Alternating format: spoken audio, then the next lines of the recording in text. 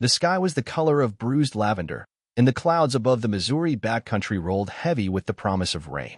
Amelia Hartfield adjusted her sunglasses and tapped her phone again. Still no signal. Her cherry-red Tesla had silently surrendered on the side of a winding country road, its dashboard blinking a warning she didn't understand and couldn't fix. The air smelled of pine, earth, and the faint musk of distant rain. Amelia wasn't used to feeling helpless. At 38, she was a self-made millionaire, CEO of a booming tech startup based in Silicon Valley. Her face had graced the cover of Forbes. Her words were quoted in conferences and commencement speeches. She had built her life on logic, control, and precision.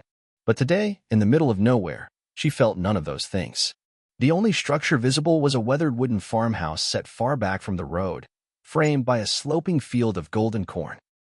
Swallowing her pride and her frustration, Amelia grabbed her handbag and heels and began walking toward it, every step crunching against the gravel, her shoes unsuited for the earth beneath her. She knocked on the screen door with the hesitation of someone not used to asking for help. Moments later, it creaked open, revealing an elderly man in faded overalls and muddy boots, wiping his hands on a grease-streaked rag. "Afternoon," he said kindly, eyes crinkling with curiosity. "Car trouble?" Amelia nodded, forcing a small, embarrassed smile. "Yeah, battery died. I'm afraid I don't have a signal either." The man stepped aside. "Name's Hank. You're welcome to come in. Phone's inside. Ain't fancy, but it works." She hesitated for a breath, then stepped in, surprised by the scent of coffee and cinnamon. The inside of the farmhouse was modest but warm. A fireplace crackled gently in the corner, and lace curtains fluttered at the windows. "Thank you," Amelia said, lowering herself onto a wooden chair. "I'm sorry to bother you." Hank waved it off. "No bother at all. Life breaks down sometimes. You fix it best you can." "Coffee, please," she said, and he poured her a steaming cup from a kettle on the stove. She tried to call a tow truck, but the line buzzed lifelessly. "No signal out here," he said, chuckling. "You're in real country now. Closest garage is 30 miles west. I can tow you in after lunch." "You have a truck?" she asked, surprised. "Sure do. Built it myself from scrap." He grinned with pride, gesturing out the window. A dented pickup sat under a shed, part rust, part miracle. Amelia studied him. His skin was sun-leathered, his hands thick with calluses. His eyes, though, were sharp and kind. As she waited, he served her a plate of cornbread and beans. "It's not catered cuisine," he said apologetically. "It's perfect," she replied, meaning it more than she expected. They talked. At first about cars, weather, and the absurdity of GPS signals. But then she told him who she was, out of habit. Amelia Hartfield, CEO of GreenPath, a company that designs sustainable tech for smart cities. She waited for his recognition, but he just nodded politely. "Sounds mighty important," he said. "But are you happy?" The question caught her off guard. No one asked her that. Not on interviews. Not on earnings calls. Not even at the dinner tables of investors. She paused.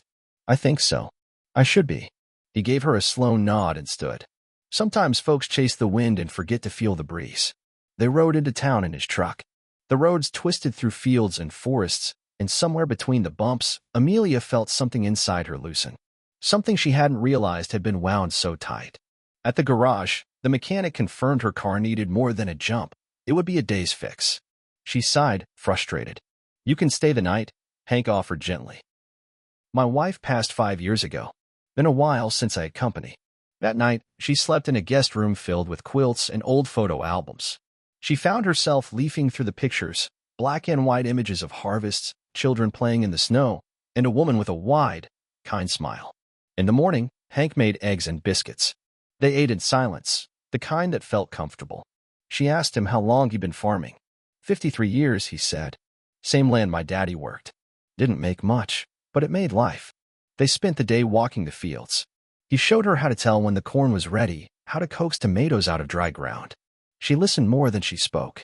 The sun set in brilliant hues, casting gold over the stalks, and for the first time in a long time, Amelia didn't think about her calendar or emails or quarterly goals. The next morning, her car was fixed. It was time to leave. "I owe you for the tow," she said as she slid her sunglasses back on.